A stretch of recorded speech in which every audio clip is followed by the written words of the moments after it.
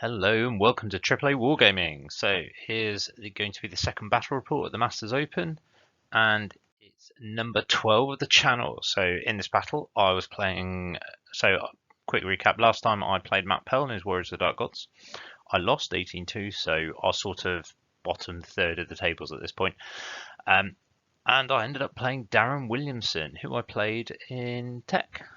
So, and I've played before.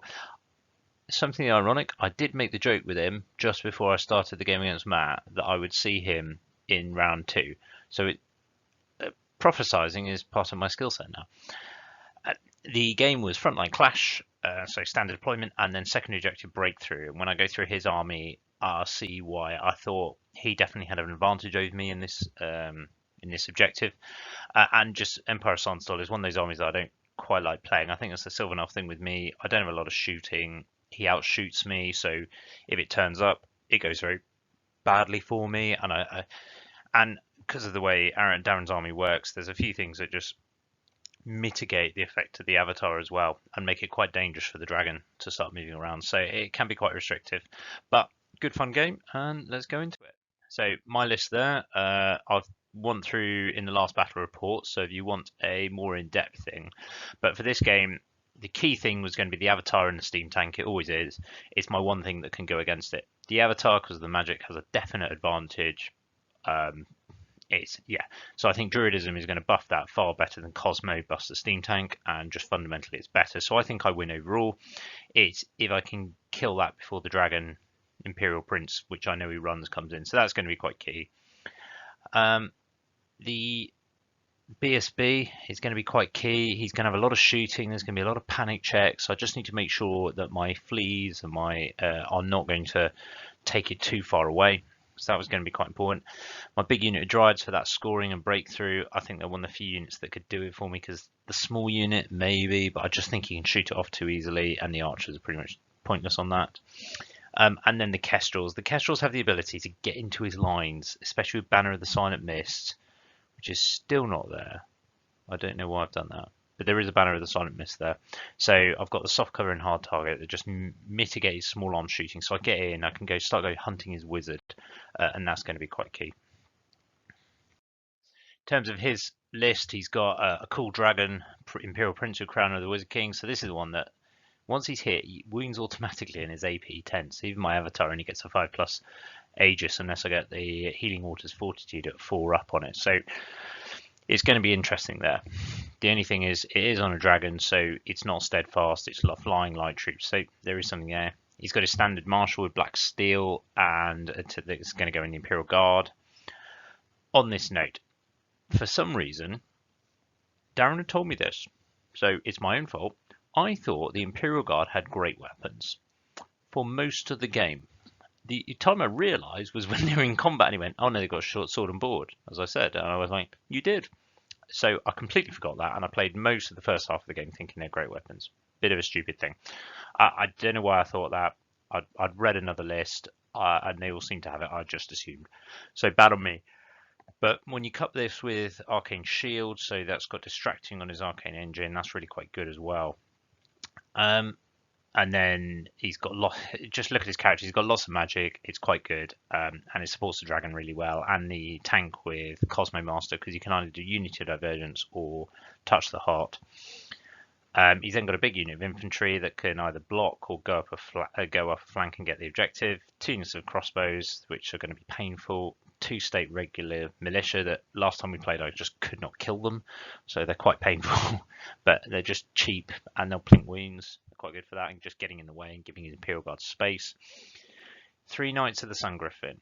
I am not worried about these normally, but Breakthrough is one, and we played Breakthrough last time, but the difference is it's quite a wide game. Now, so normally Sylvanels would prefer this, but not against this Empire of Sunstorm army. He has the Knights of the Sun Griffin, the Imperial Guard, 2 crossbows, the heavy infantry. So he's got 5 scoring units, of which 3 can advance. So he doesn't even really need to worry about the light infantry. So he's going to spread them out. I know he's going to put them on one flank. They're tough. They're mobile. I don't know how I'm going to stop them. When I first looked at it, I thought maybe I've just got to leave them and concentrate on killing the heavy infantry of the Imperial Guard that come through. and I'd take my chances. And then he's got the artillery volley gun, which I know I've got to kill, which would be priority one, and the steam tank, which the Avatar will take on. So I thought he had an advantage in the objective, but it's still not the end. I don't like going to games thinking I'm going to lose. So I've just got to make sure that his Martial Dragon doesn't come into me at the same time as the steam tank into my Avatar. So in terms of magic, I took a very standard. That I took Spirits of the Wood just because of the big blocks, rather than Master of Earth to go after his Arcane Engine, and I wanted Truth of Time just to give my Kestrels a bit more charge arc, and the same with the Avatar, just so I could dominate a bit better than him. I think that was a good move because suddenly that 5d6, it just those long charge ranges. My only thing with Briars I've found is because they want to operate on the flank, you've kind of got to have your big things on the flank with them. And the way this list set up, I kind of want the Kestrels on one flank and the Briars on the other, and they don't always support each other. So it's just something I've realised. And then look at his list of spells. It's really like Quicksilver Lash. Don't want that going into the Avatar Dragon. Fireball. Yep, that's annoying for all my army except the monsters. Perception of Strength is going to be... Oh, that's spelled badly. Perception of Strength is going to be annoying because that makes the Avatar weak on 4s, amongst other stuff. And then his Cosmo. Item Fire is going to be painful for the Brymadians, and it's going to be... Well, and my army. But those... And the Altered Side is going to be... But the two things I was concerned and thinking about, or that would make me think, are Unity Divergence and Touch the Heart, because they matter for his monsters and the tank. Critically the tank, because I knew what he'd do. He'd push that forward, act as a barrier, and see how long it took me to kill it.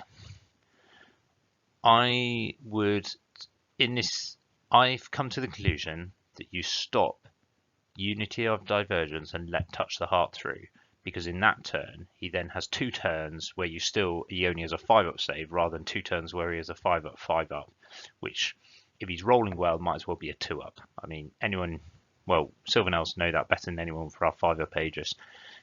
So that's where I've come to. And then on Imperial Prince, he rolled Awaken the Beast. Awaken the Beast wasn't too bothered about. It was the scarification. I was like, that's going to be annoying.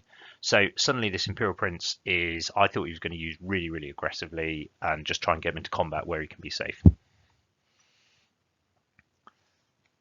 In terms of deployment, I dropped, he chose sides, and you can see, so he has got Hill, Impassable, there was another Impassable here, and then we had Forest. I dropped my Forest here, and with a field.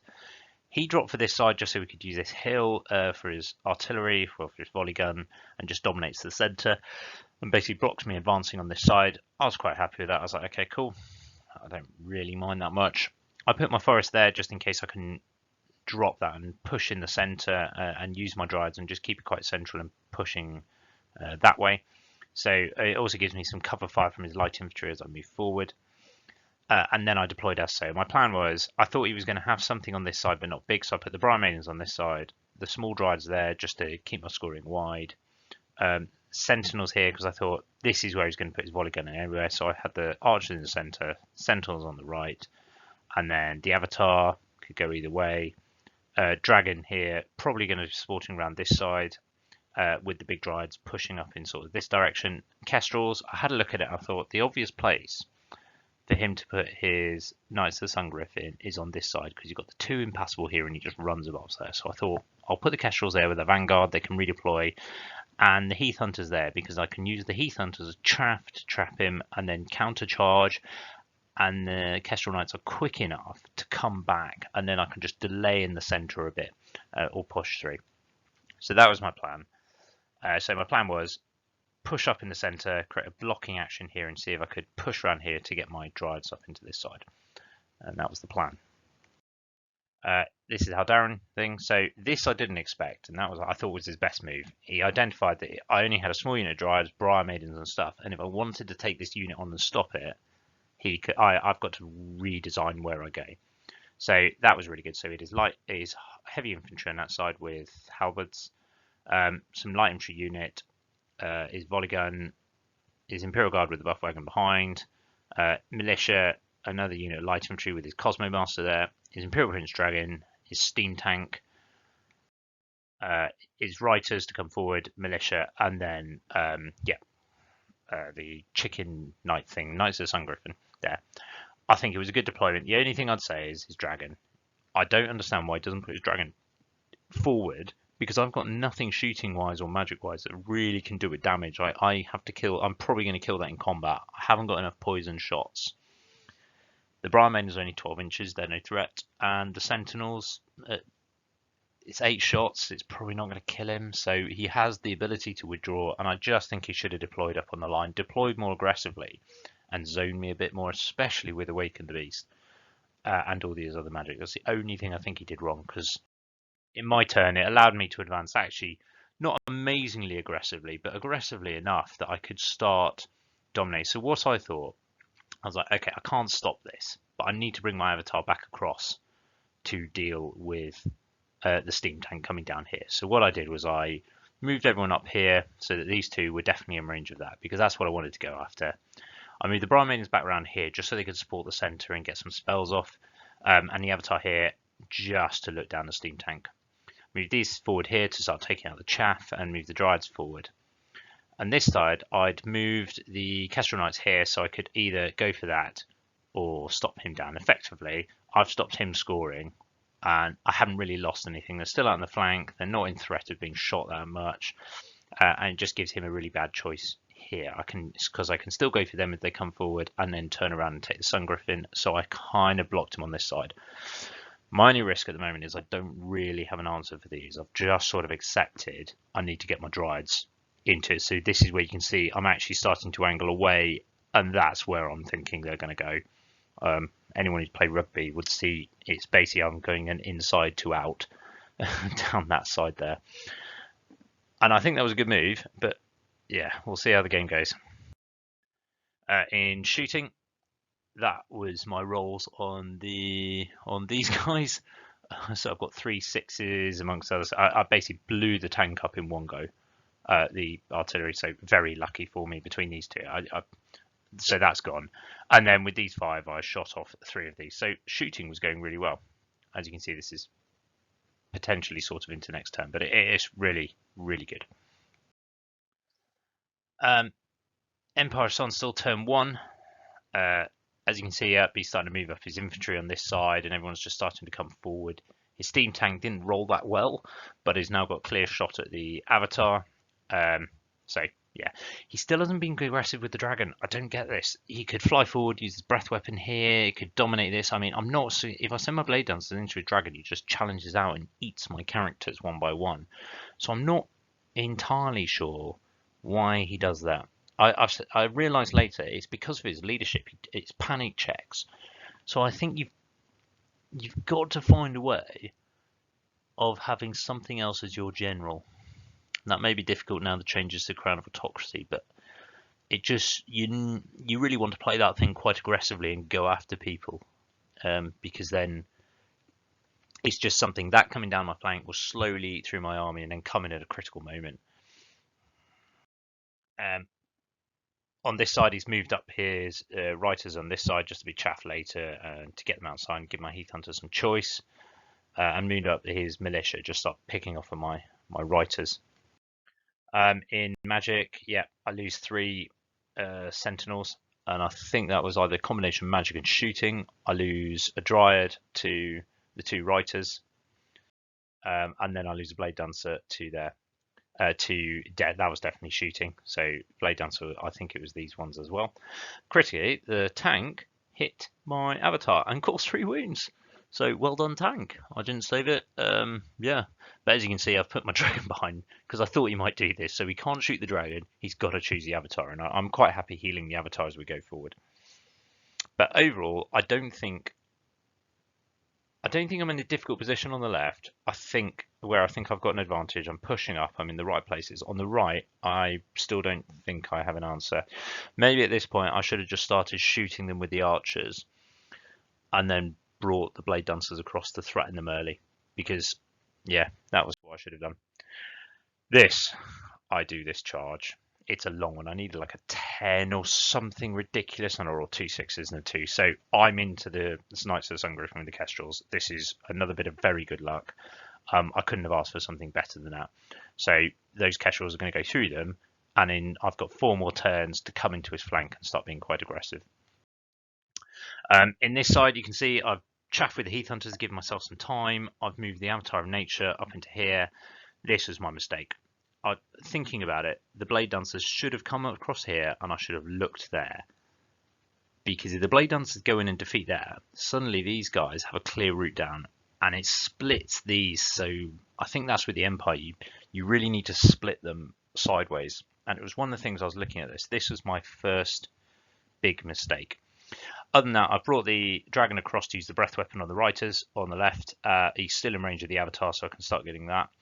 I managed to get Stone Skin on the Avatar. I gave him a choice between Summer Growth and Stone Skin, so either I'm going to have 5 wounds or I'm going to have a Res 9 monster. I then also get Healing Waters up on these as well. Or was it Forest Embrace? I think it was Forest Embrace. No, Healing Waters. Just so they've got 4 at Fortitude against all the shooting and magic, and they've got... So, yeah. And I'm happy to take risks with this because I've got a feeling that's going into there to kill them off, potentially. Or he's probably going to try and hit the Avatar or hit these ones. But either way, I'm pretty happy with that. I don't think he's not going to do 6 wounds to him. So, yeah. But again, this is like... Briar Maidens are great, but they really need to go off on a flank somewhere. And I think one of the problems is the spells I require centrally. So they kind of just did nothing. Anyway. Yep, this side, that's 3 Knights of Sun Griffin. And that's no more Knights of Sun Griffin. So I killed them outright before they got to attack. And that's them gone. So I've now turned to face into the centre. They can see round there, so the militia are going to have to start moving, and they're just going to come in from the left flank. So in terms of objective, my current plan to move the Dryads into that area is looking really good.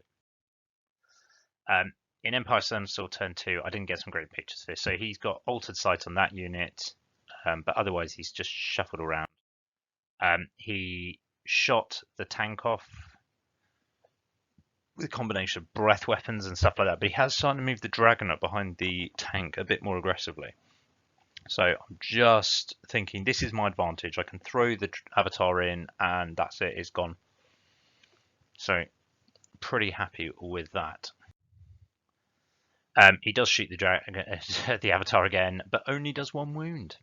So Res 9. So I think that was a combination of... I think that was Touch the Heart. Or something like that, and I wanted to stop the Ice and Fire on the Blade Dancers because that would have just murdered them, and I really didn't need that there, especially as they're going to get shot by the world in the next bit. So yeah, just get another few shots there. So in fact, this was my mistake. I realised he's coming down here, so I was like, yeah, I can draw the objective because the Dryads could go there, and I blocked them off with the dragon. Because I wanted the Dryads there in case the dragon came in, so I could use them to push there. But I've brought the Kestrels up already. This is just insane for me. I should have kept moving the Dryads over there and just been more aggressive with them. The Blade Dancers, I should have split them, or either chosen that they were coming forward to threaten here and just keep his Imperial Guard out of it. Or I think a bolder decision would be move them onto this side and out of arc but with a flank and just go for them. What I did do in this turn was I charged these Dryads because I was like, didn't know where to go. And then I saw they had a flank on this. I was like, oh, scoring unit. So scoring unit came in the flank there. If his Imperial Guard charged them, yeah. So I think that was a okay move. Even if they come across there, they could charge, overrun. But I've got the dragon there. I've got the Avatar, so we're okay. The other one I did was charge the Avatar in. I did I thought, could I take another turn? But oh yeah, sorry. He wiped out my rest of my 4. He did wipe out my Sylvan Sentinels last turn, so I'd lost them. I decided to go in even with 3 wounds because I can get spells up. I can keep regenerating them, and I can start. I need to. This game we decided, I think now, because of how narrow I've made myself, on how quickly I can kill that tank. In terms of magic, I got Summer Growth off, so he's back up to 5 wounds, so we stopped Stone Skin, which I think was the correct move, because he could get lucky on his grinds, but if he's wounding on 6s, it's just no hope for him. And then in this, I just caused a couple of wounds. You can see I've killed off 4 of the light infantry. I'm just trying to pick them off now just to do some stuff there. in short, I just didn't really know what to do with the archers. I found them a bit lackluster at times. They're still, I don't have any spells to buff them. I don't, yeah, they're just there because I haven't got enough centaurs, I think. In combat, I take a wound, but I do 2 wounds to this tank, so it's probably about average. My Dryad's kill and I overrun, which I think was my mistake. I just thought about killing the militia because I got a bit sidetracked after last game, where they just would not die, and especially with the dragon there. So, but this led for a flank charge with the Imperial Guard, and then potentially I'd have to charge them with the Blade Dancers, and it's just not a good one. Or even the Dragon charges them, and then yeah, it wasn't great. So I was a bit like, James, you idiot there. So I thought this was an opening he was going to have to take. In his turn, what he did, he charged the Imperial Guard, as so, and got into the flank of the Dryads, which gave him a real opening to be aggressive on the right hand side. So he moved his buff wagon up, he's moved his dragon round, he's moved light infantry up as well. So he's got 2 scoring units here that are probably going to get in. I've only got my archers at the back there, so yeah, this isn't good. So even if he's going to destroy one of my scoring units, my other archers are not going to be able to get through to objective, and I've only got the Dryads.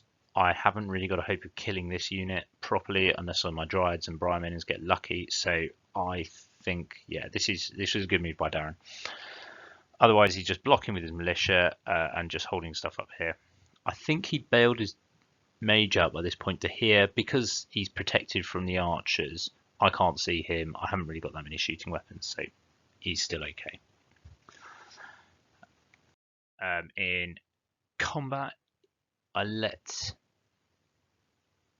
can't remember what that is. Unity of Divergence? I think I let Unity of Divergence off. So this is where my theory comes from. Stop Unity of Divergence. Let him have Touch the Heart. Doesn't matter. you spike, you'll kill far more. 5+5+ is really, really annoying. Other than that, he decimated my Dryads, killed 5 of them, and they broke. Obviously, they ran. He chose not to run after him because now he's probably not going to. I'm not going to kill his tank, but even if I do, he's got 2 counter charges here, and he's just got my Blade Dancers and them in the flank. So I'm doing.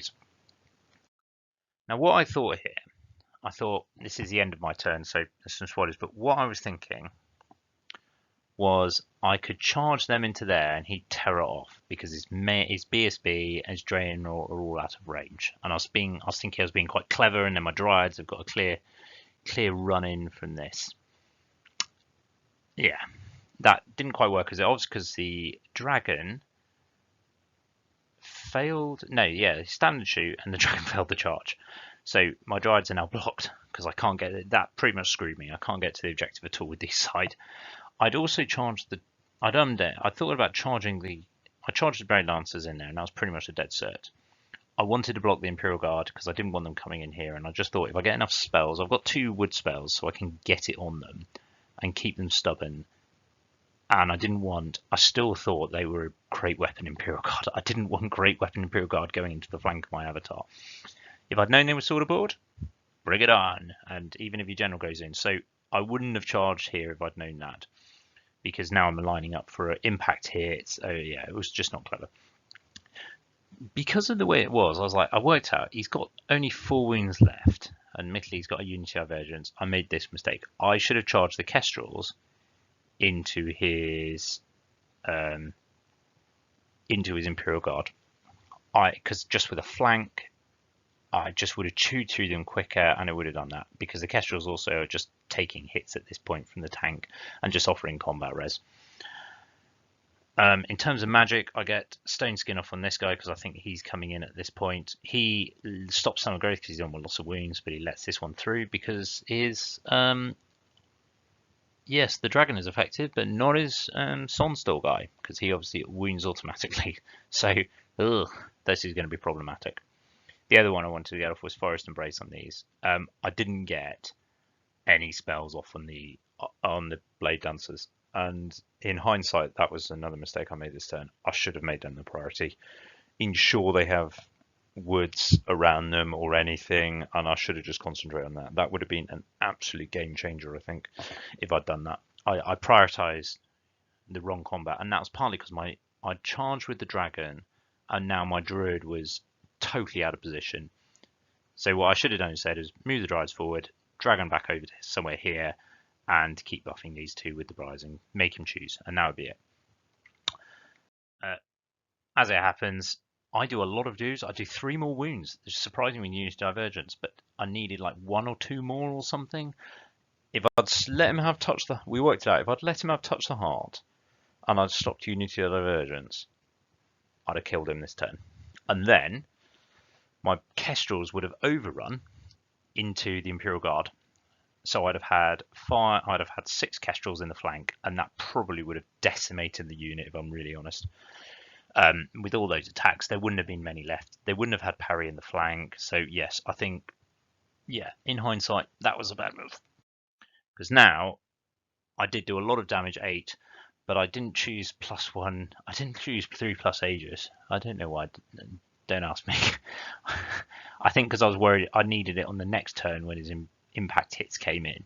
Ironically, that means now his buff wagon can't go into me there, but because he has to pivot around his unit. But I lost 8, and I think I lost combat. Yeah, I lost combat by 1 or something, but I passed my leadership roll. But if I had those kestrels in the flank, we're talking 13, 19 extra attacks. I'd have probably still chosen +1 attack. Yeah, I'd have absolutely gone through him. So I think that was a mistake to make. I might have got lucky with all stomps. I might have absolutely owned it, at least not in this turn. But I would have beaten them, I think, in his turn next turn, even with only the BSB and 3 blade dancers there. So yeah, not going well at the moment, but not over yet.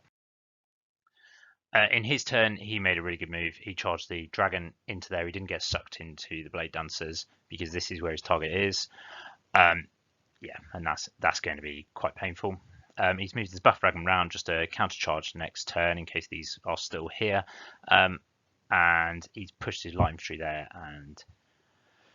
and heavy infantry into my deployment zone. So he's in a good mix. He's put these guys forward here, and that's just to shoot at that and block my dryads from getting into the objective, just in case I can panic these off. Is some good shooting. In terms of magic, he gets another wound off there, but I stopped Unity Revenge this time. No, wait. He was going to duel, or I was going to duel. So the one thing I did stop was Awaken the Beast. So I think he got Touch of the Heart off to get another wound, but he stopped to Awaken the Beast. Or I stopped to Awaken the Beast just because wounding on 5 up wouldn't have been good for this turn.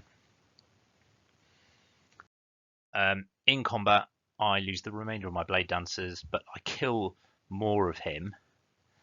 I managed to pass my leadership check again, so I'm still there, which is good. But I'm probably taking a buff wagon into the flank at the very least. But it is also the end of my blade dancers. I haven't played with them very well this game, and that's a lot of points that I've given up to the Imperial Guard, which I didn't need to. Read what they are. Double check. Sword and board or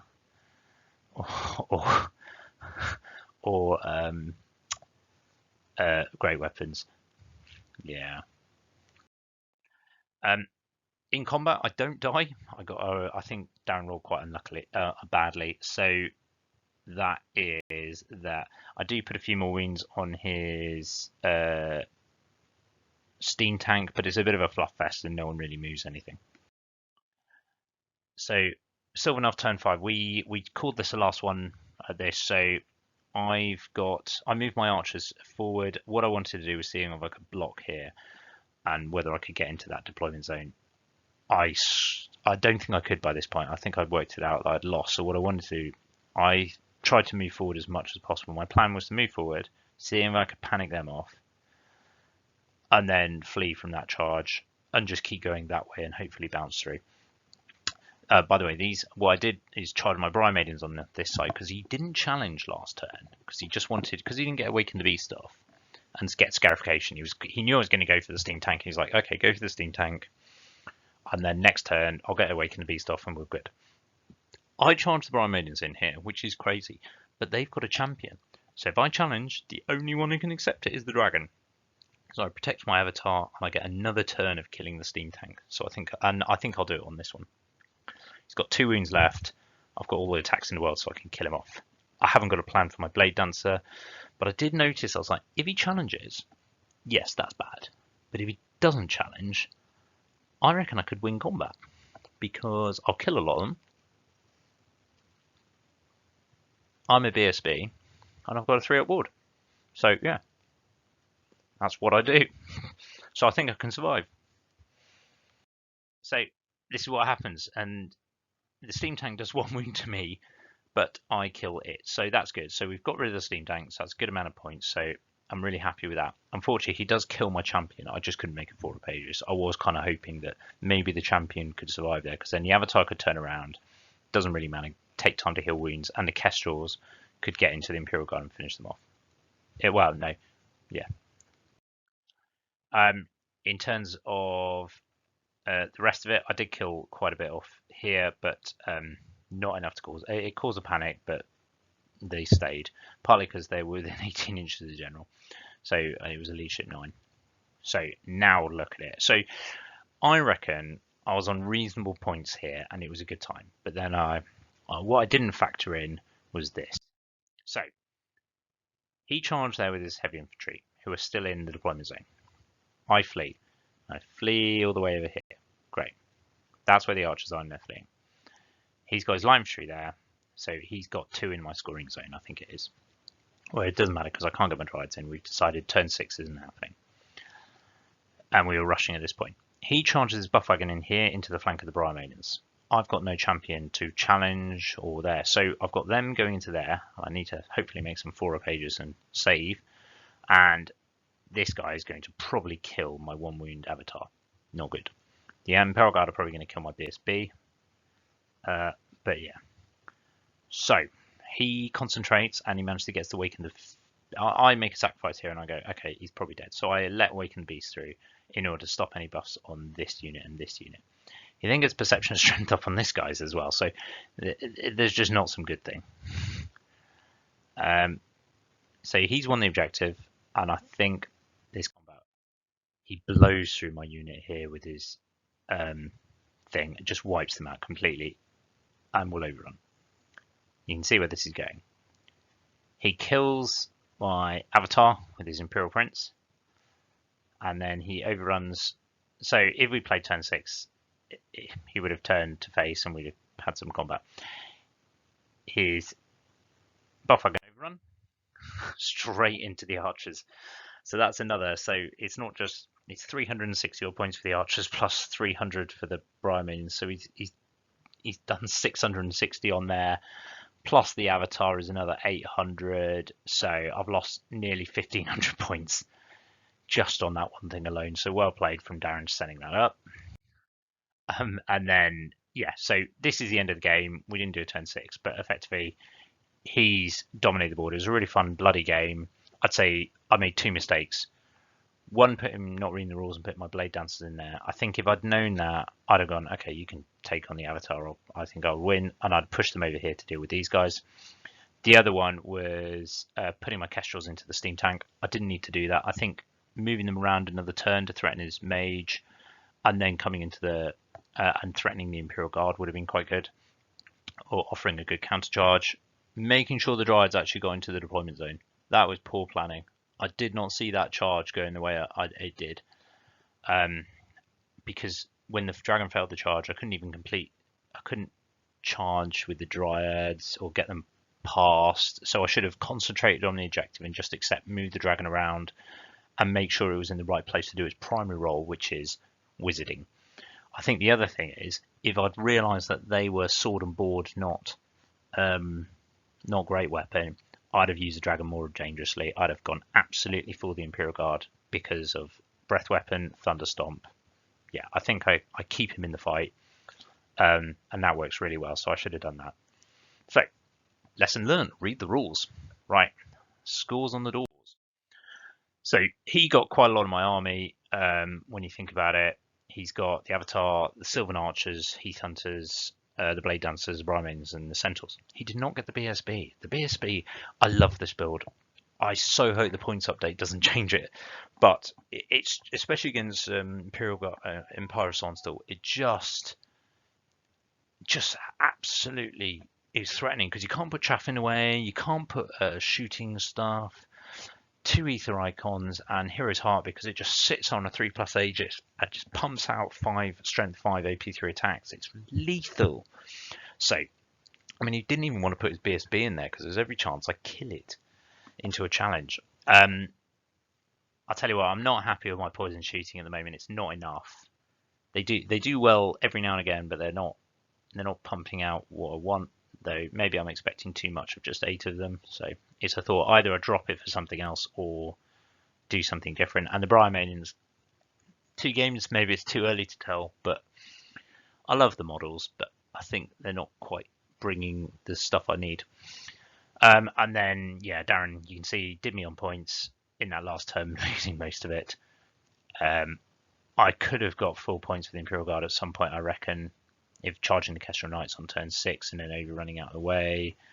But it could have, should have, would have. I think the big thing is he played the objective really well, and when he started getting aggressive, I think he recovered where the dragon was and used it really effectively.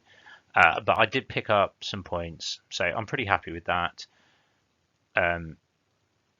In terms of 515, I got it, but that puts me on 7 points out of 40 overall by game 2. So it was very much going down to the bottom tables, and I was worried this was going to be quite bad. So we'll have a look at what happens in game 3. Thank you very much for watching AAA Wargaming. Yeah, hopefully going to be able to. I'm down for Art of War, so we'll start building up to that soon. I've got some models I'm painting at the moment. I'm touching up my Forest Rangers to make them quite cool, and I've got some ideas. I'm going to put some trees in the unit to make it seem like they're charging through. I think it's going to be quite a good effect. I'm really excited to do that. I just need to finish them off, which is bad. But yeah, really looking forward. Never been to Bristol, and it's always been talked about as a great event. But overall, another good game. All right, thank you very much. Have a good one.